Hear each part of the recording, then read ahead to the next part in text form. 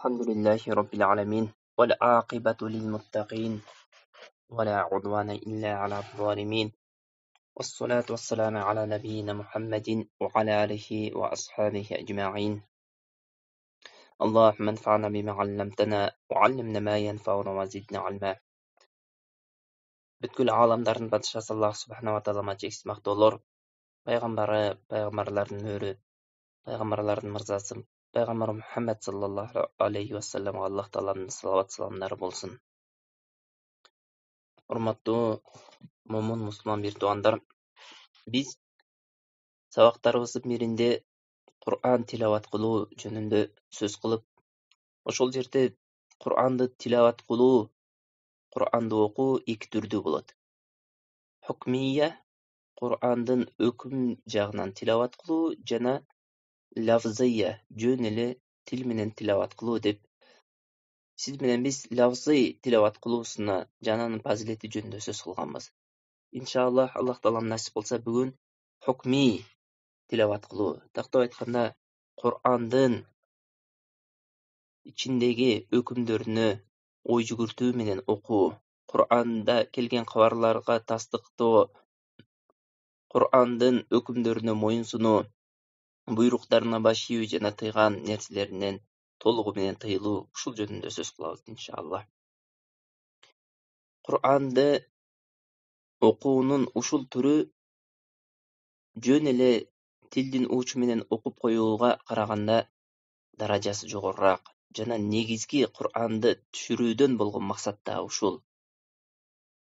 Караңыз бир туугандар, Аллах субхана ва таалам Кур'анда Сот сүрөсүнүн 29-аятында ушундай деп айтат: "Китабун анзалнаху илейка мубаракун лияддаббару аятихи ва лиятадаккара улул албаб." Бул китепти сага берекелүү кылып түшүрдүк, о Мухаммад. Лияддаббару аятихи ва лиятадаккара улул албаб. Акыл ээлери бул Кур'анды тадаббур кылуулары үчүн жана ой жүгүртүүлөрү үчүн дейт. Караңыз, демек бул Кур'ан жөн эле тилдин учунда окулуп кала турган китеп эмес, балким бул Кур'ан ой жүгүртүлө турган, акыл ээлери ой жүгүртө турган китеп болуусу керек. Ошол себептен Аллах субхана ва таалам бул Кур'анды сага берекелүү кылып түшүрдүк, акыл ээлери ой жүгүртүүлөрү жана эскерүүлөрү үчүн деди. Ошондуктан караңыздар, алгачкы муун тактап айтканда сахабалардан илим алган табийиндер, андан кийинки табийиндер, андан кийинки момун мусулмандардын баары Кур'ан үйрөнгөн. Бирок Кур'ан үйрөнүүдөн мурда Кур'андын ичиндеги өкүмдөрүнү үйрөнгөн. Кур'ан, сиз менен биз окуп жаткан Кур'ан тилекке каршы бүгүнкү күндө негизги максатынан адамдар алыстап, башка максаттарга ооп кетти. Акыйкат бул нерсе. Көпчүлүгүбүз Кур'анды ой жүгүртүп, Кур'андын ичиндеги кабарларды окуп, тастыктап, Кур'андын буйруктарына моюнсунуп, Кур'андын тыйган нерселеринен тыйылуу үчүн окубастан, балким Кур'анды сиз менен биз башка өзүбүздүн жеке кызыкчылыктарыбыз үчүн, же болбосо дагы башка максаттар үчүн окуп калдык. Жок, бир туугандар, Кур'ан сиз менен биздин эң негизги китебибиз болуу керек. Жана сиз менен биз Кур'ан окууда эң биринчи ушул максатты коюубуз керек. Бул китепти окуп тадаббур кылайын. Тадаббур деген ой жүгүртүп, ошол нерсенин үстүнө ой жүгүрткөндөн кийин ошол нерсеге амал кылуу болуу керек. Абу Абдуррахман ас-Сулами рахимахуллах ушундай деп айтат: "Хаддатана аллазина кану юқриунана ал-Кур'ан." Бизге Кур'ан үйрөткөндөр ушундай деп айттылы дейт. Усман ибн Аффан ва Абдуллах ибн Мас'уд ва гайрихима. Усман ибн Аффан жана Абдуллах ибн Мас'уд жана башка сахабалар дейт. Аннахум кану иза таалламу минан наби саллаллаху алейхи ва саллям 10 аятин. Эгерде алар пайгамбар саллаллаху алейхи ва салламдан 10 аят үйрөнө турган болсо, лам ятажавазуха хатта ятаалламуха. ошол аятты окуп, ошол аятка амал кылмайынча, وما فيها من العلم والعمل, ошол караңыздар, 10 аят үйрөнүп, ошол аятты окуп үйрөнүп, ошол аятка амал кылмайынча башка аятка өтпөй турат эле дейт. Ошондо табийиндер сурашты. Qalу fata'allamna al-Qur'an wal-ilma wal-amala jami'an. Биз Кур'анды, илимини жана ага амал кылууну биринчи баарына эмне кошо алып кеттик деп айткан экен. Бул дегени бир туугандар, сиз менен биздин жашообузга такыр эмне тетири болгон амалды кылышкан сахабалар. Ал да болсо, сахабалар биринчи Кур'анды 10 аятын үйрөнүп, ошол 10 аятына амал кылбай туруп, кийинки аятка өткөн эмес. Бүгүнкү күндө карылар аябай көп. Аллах разы болсун. Көпчүлүк карылар канчалаган убактысын бөлүп, өздөрүнүн жаштыгыны, өздөрүнүн башка мүмкүнчүлүктөрүнө Аллахтын разылыгыны издеп Кур'ан жатташат. Бирок ачынарлуу да нерсе бар. Ачынарлуу нерсе ошол Кур'андын ичиндеги өкүмдөр, ошол Кур'андын ичиндеги буйруктар, ошол Кур'андын ичиндеги тыюуларга эч эмне көңүл бөлбөйт. Балким бир туугандар, жашообузда ушундай адамдарды көрдүк, Кур'анды толук жаттаган, бирок тилекке каршы ошол Кур'ан анын пайдасына эмес, анын зыянына иштеген адамдар дагы жок эмес. Кур'ан, бир туугандар, сиз менен биз акча иштей турган китеп болбош керек. Кур'ан окуубуз, Кур'ан үйрөнүүбүз сиз менен биз бул дүйнөнүн кандайдыр бир максатыны орундатуу үчүн болбоо керек. Эгерде сиз менен биз Кур'ан үйрөнүүдө бул дүйнөнүн кызыкчылыгын жогору кое турган болсок, анда Аллах өзү сактасын, кыямат күнү эң биринчи тозокко ыргытылат адам болуп калуубуз мүмкүн. Себеби пайгамбар саллаллаху алейхи вассалам Абу Хурайра радыйаллаху анхудан риваят кылган хадисте, эң биринчи тозокко капырлардан дагы, мушриктерден дагы, башка бирөөлөрдөн дагы биринчи ыргытыла турган адам мусулман. Ал мусулман 3 түрдүү мусулман. Ал мусулмандар жөнөкөй мусулман эмес, чоң шариятыбызда кызыктырылган амалды кылган мусулман. Ошонун эң биринчиси Кур'ан жаттап, эмне? Бирок ыкластуулугу Аллахтын ыраазычылыгы үчүн эмес, адамдар кары деп айтуусу үчүн Кур'ан жаттаган адам ыргытылат дейт. Караңыздар, бүгүнкү күндө Кур'ан жаттоо жакшы амал, бирок Кур'андын ичиндеги өкүмдөрдү билбестик, Кур'андын ичиндеги өкүмдөргө амал кылбастык сиз менен биздин зээнибизди кейиткен абал болуп турат. Карыларыбыз аябай көп. Бирок ошол карылардын кээ-бирлери, албетте, бар эмес, ичинде Аллах разы болсун, ошол Кур'анга колунан келишинче амал кылгандар бар. Бирок кээ-бирлери Кур'анды зыт, карама-каршысына амал кылган адамдар да жок эмес. Ошондуктан Аллах субханаху ва таала сиз менен бизди Кур'анды үйрөнүп, ошол Кур'анга амал кылуучулардан, ошол Кур'ан буйруган буйруктарга моюнсунуп, тыйган нерселеринен толугу менен тыйыла турган момундардан кылсын. Караңыз, бир туугандар, Кур'ан окуп, бул нерсеге амал кылуу сиз менен биздин түбөлүктүү бактылуулугубуз.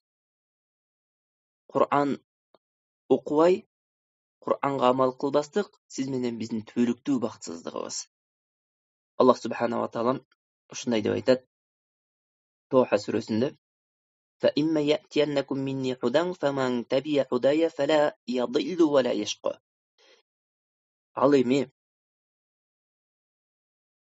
فَإِمَّا يَأْتِيَنَّكُم مِّنِّي, менден силерге хидаят барганда, ошол хидаятты ээрчиген адам эч качан адашпайт жана эч качан бактысыздыкка учурабайт дейт. Субханаллах. Аллах Тааламдан келген хидаят бул албетте Кур'ан. Аллах Тааламдын Кур'аныны ээрчиген адам, Аллах Тааламдын Кур'аныны моюнсунуп, Аллах субханаху ва тааламдын Кур'аныны жашоосундагы эң негизги китеп кылып, ошол китептин негизинде жашап өткөн адам фала ядиллу вала яшка.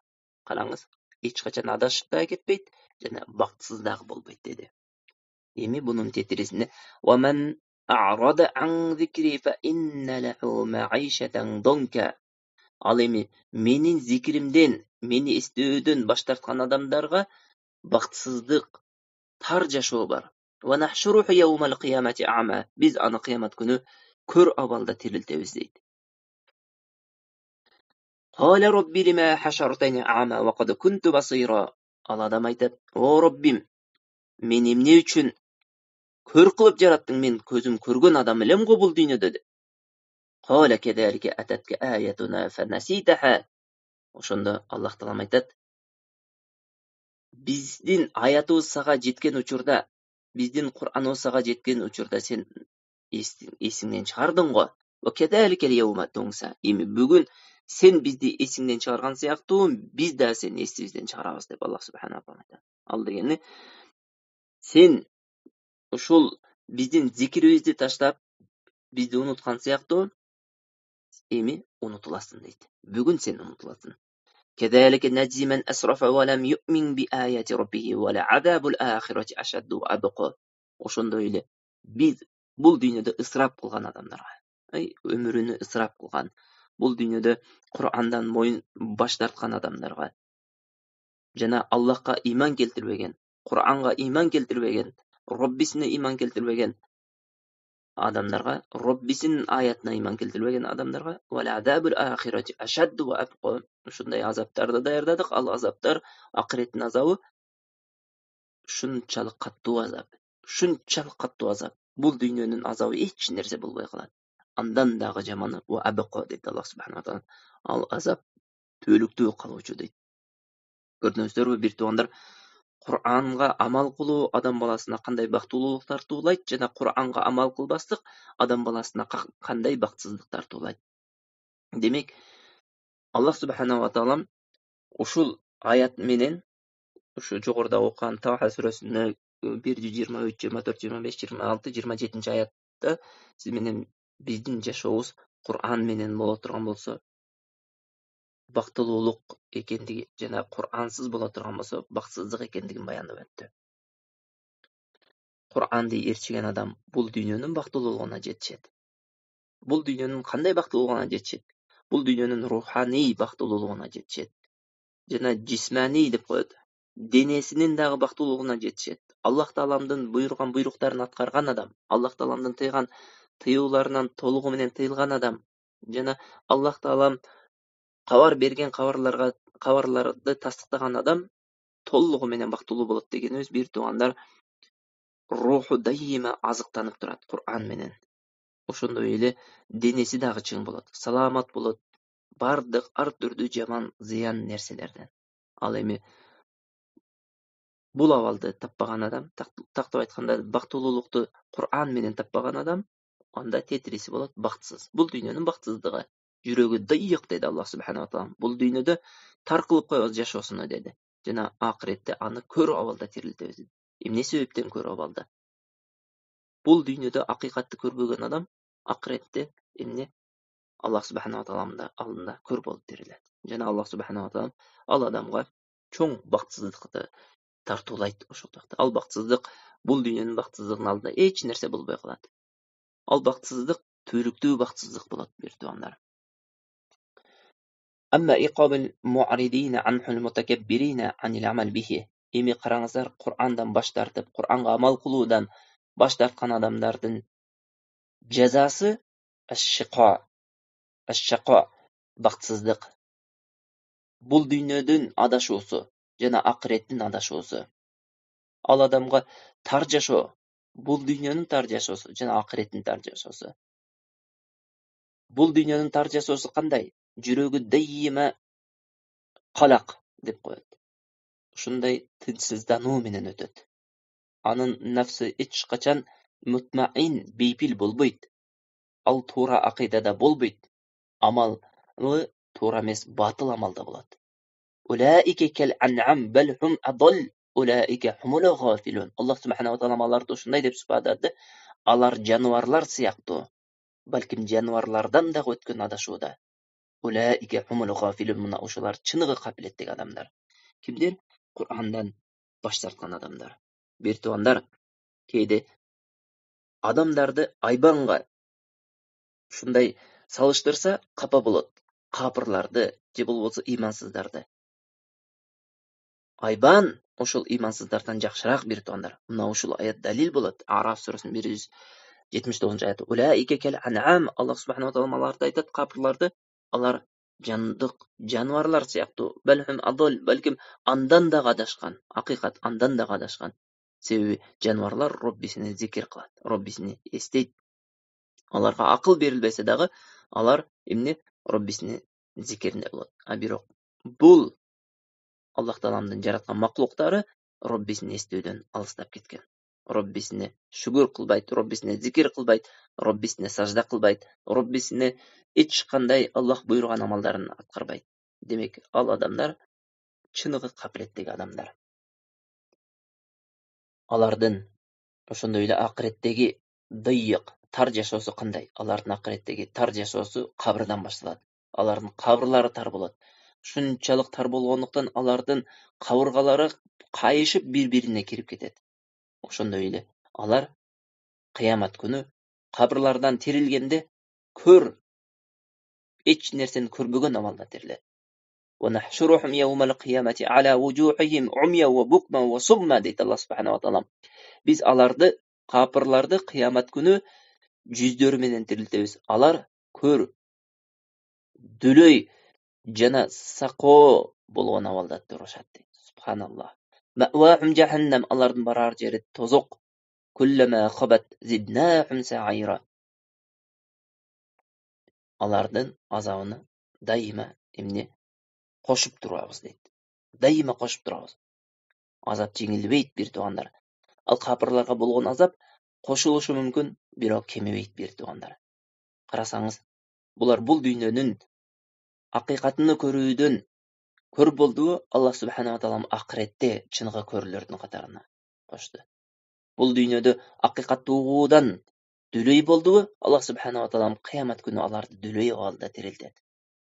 Булар бул дүйнөдө акыйкатты сүйлөөдөн баш тартып сакоо болдубу, акыретте Аллах субханаху ва таала аларды ушундай эмне эч нерсени сүйлөбөй турган кылып, дудук кылып тирилтет.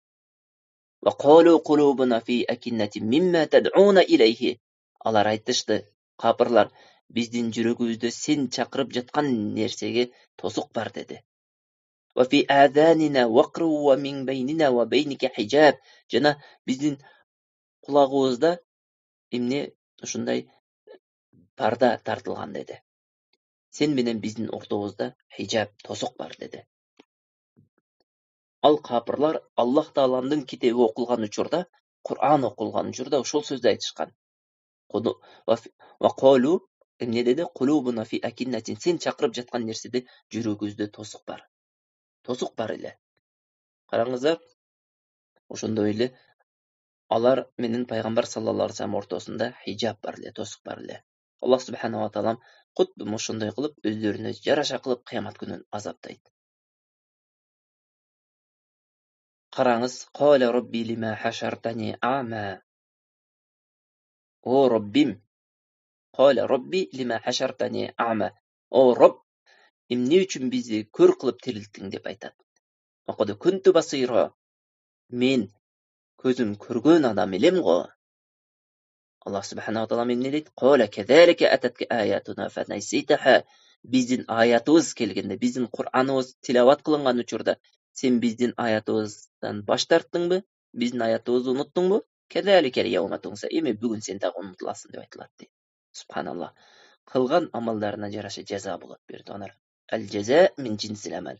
Өздөрү кандай амал кылган болсо, куттум ошондой кылып Аллах субханаху ва таала аларды жазалайт.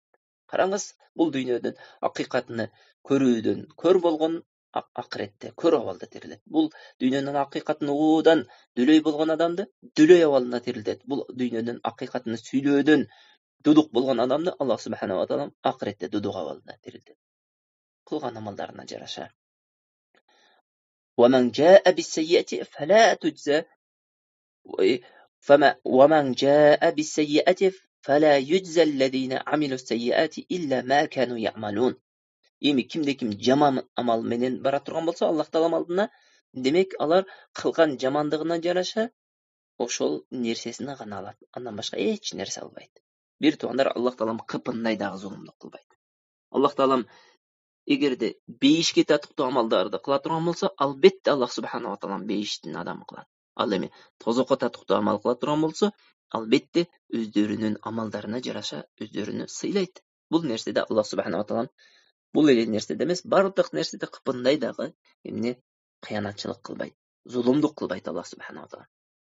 Бухари риваят кылган хадисте Сумара ибн Джундаб радıyallahu anhu aytат, анна Наби саллаллаху алейхи ва саллям кана иза солла солатан, пайгамбар саллаллаху алейхи ва салламдын адатында эгерде намаз окуса, акбала алейна би вajhihi факала, бизге бурулуп кээде ушундай деп айтат эле: "Мен ра'a минкум ал-лейлата ру'я", бүгүн кимиңиздер түш көрдүңүздөр деп айтат эле. Кала фа ин ра'a ахадун qassa fa yaqul ма ша Аллах. Эгерде бирөөбүз түш көрсөк, биз аны айтып берет элек, пайгамбар саллаллаху алейхи ва саллям Аллах, Аллах ушундай калады деп айтат эле. Васаална яуман факала, ошол күнү дагы пайгамбар саллаллаху алейхи ва саллям сурады. Анан өзү айтты дейт: "Хал ра'a ахадун минкум ру'я", сиздердин бирөөңүздөр түш көрдүбү бүгүн? Кулна ла, биз унчукпадык. Биз жок деп айттык дейт. Кала лакинни ра'айту лейлата ражулайни атаяни, бирок мен бүгүн бир түш көрдүм дейт. Эки киши келди мага деп узун хадис аябай. Анан ошол жерде бир окуяны айтып берет. Көргөн ошол өз көзү менен көргөн окуяларды бир канчасын баяндап берип, ошонун арасында бирөөнү айтат. Фанталакна хатта атайна ала муттажиин. Биз ушинтип баратып бир чалкалап жаткан адамды көрдүк дейт. Ва ида ахару qa'imun alayhi bis-sakhratin. Ошолордун бирөөсү дейт, чалкалап жатат, бирөөсү тик туруп, колунда чоң бир таш бар дейт. Ва ида хуа яхви bis-sakhrati li ra'sihi. Жанагы таш менен тиги жаткан адамдын башын жанчып жатат дейт. Фаятлагу рa'саху фаятадахдахал хажару хахуна фаятбаул хажара фаяхудаху. Элестетиңиз, жанагы таш менен башын ушунчалык урганда башы жанчылып калат эле. Жана таш кетип калганда барып туруп ташты алат эле. Фала яржиу иля ражули хатта ясиху рa'саху кама кан. Жанагы ташты алып келгенге чейин жанагы адамдын башы кайра өзүнүн абалына келип калат эле дейт. ثم يعود عليه فيفعل به مثل ما فعل به المرة الأولى. Андан кийин куттум ошо биринчи кылган абалын кайталай берет эле. Ошол абал кайталана берет эле дейт. Fa qultu subhanallah ma hada. Мен ошондо айттым дейт, пайгамбар саллаллаху алейхи айтып берип атат бул нерсени. Subhanallah, бул эмне деген? Faqala li инталик. Ошондо жанагы эки киши мага жүр баса бергин деп айтты дейт. Анан хадистин аягында ушундай деп айтат, ошол эки адамдын окуясын айт.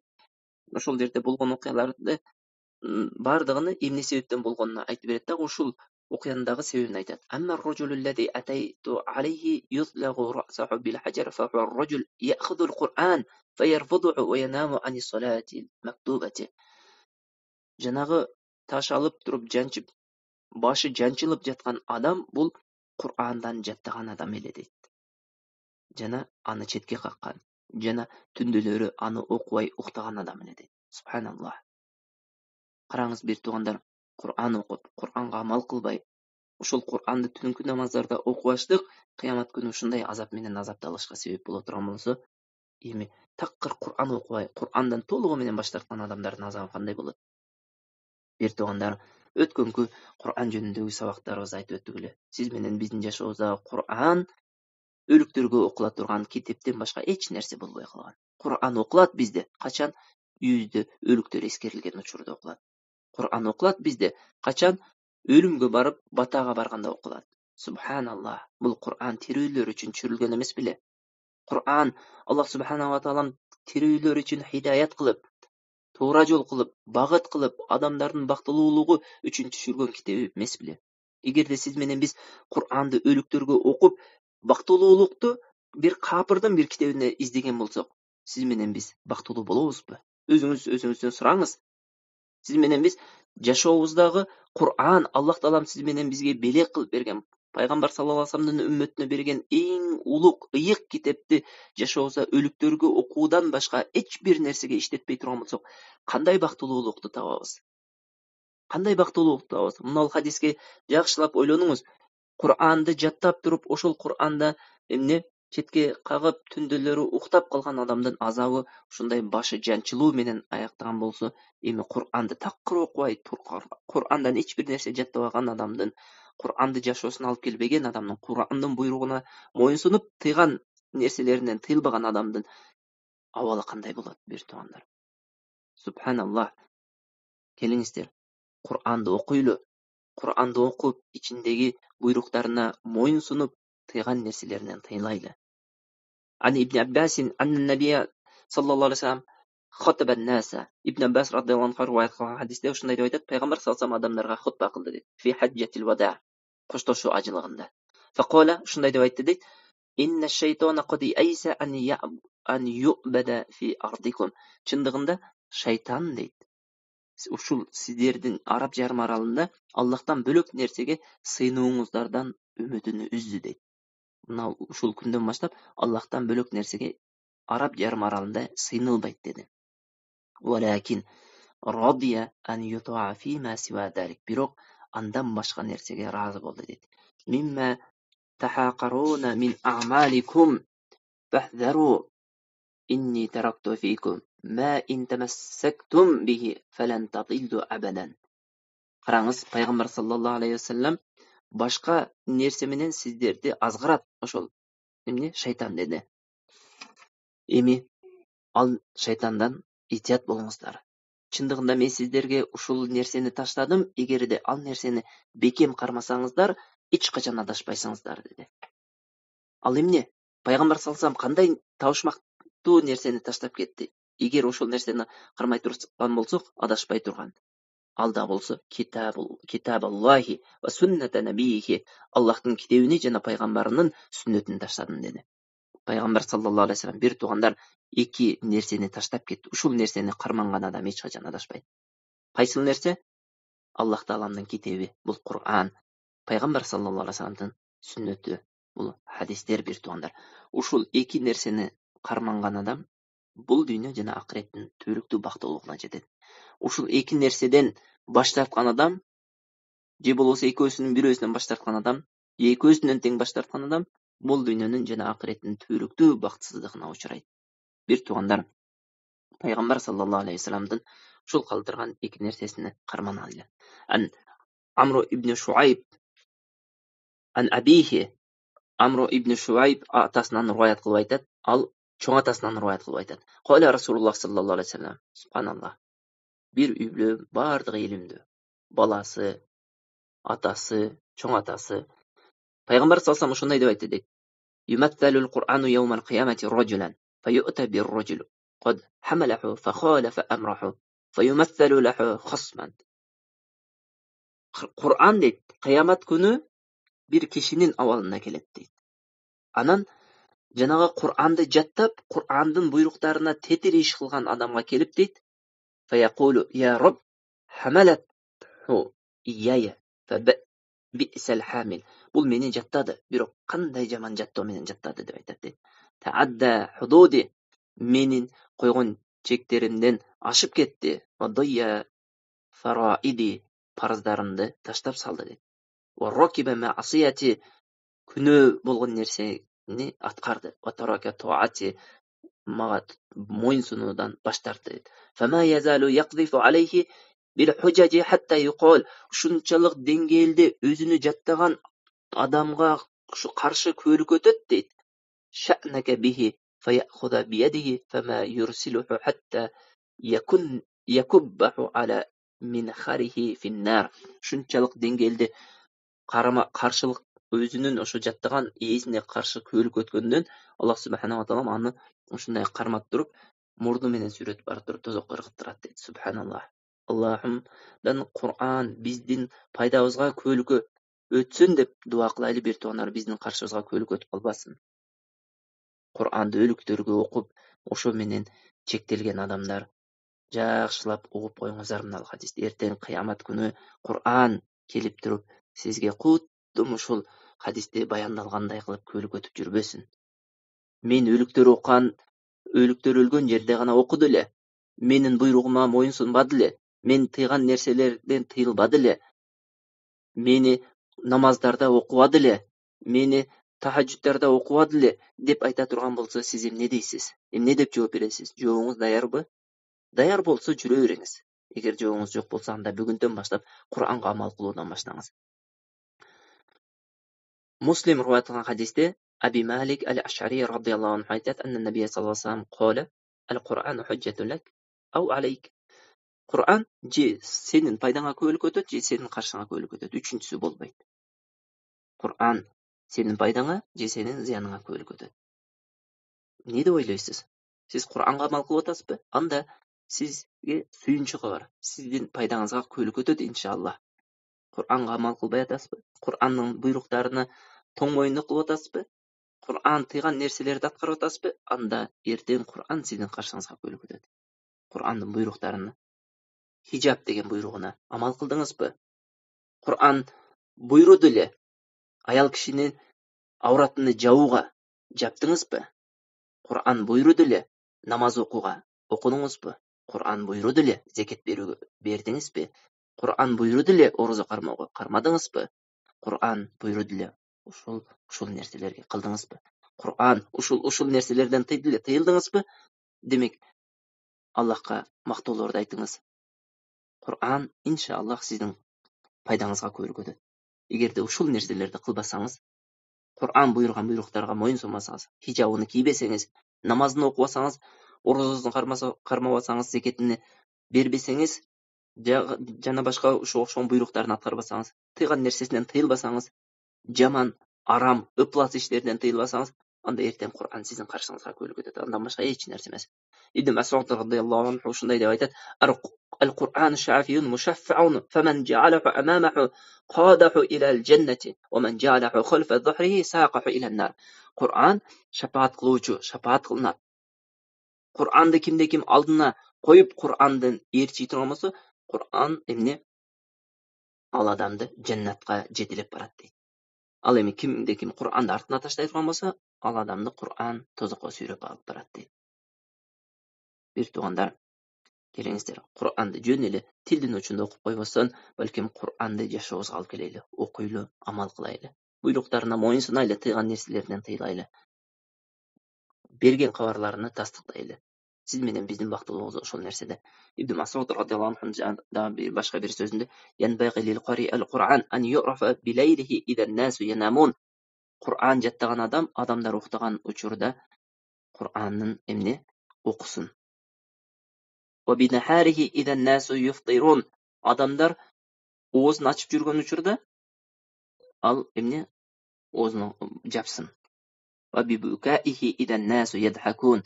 Адамдар ыйлаган учурда Qur'an менен ыйласын. Адамдар күлгөн учурда Qur'an менен ыйласын деп ушундай жакшынакай насааттарын берген экен. Ошондуктан бир туугандар, Qur'анды жаттайлы. Qur'анга жаттап элетин болбосун, ага амал кылайлы. Qur'андын буйруктарын аткарайлы, тыйган нерселеринен тыйлайлы. Qur'ан койгон чектен ашпайлы. Qur'анга тоң моюндук кылбайлы. Qur'ан эртең сиз менен бизге көйлүк өтөт, же пайдабызга, же каршыбызга. Аллах субханаху ва таала сиз менен биздин пайдабызга көйлүк өтө турган китеп кылсын Qur'анды.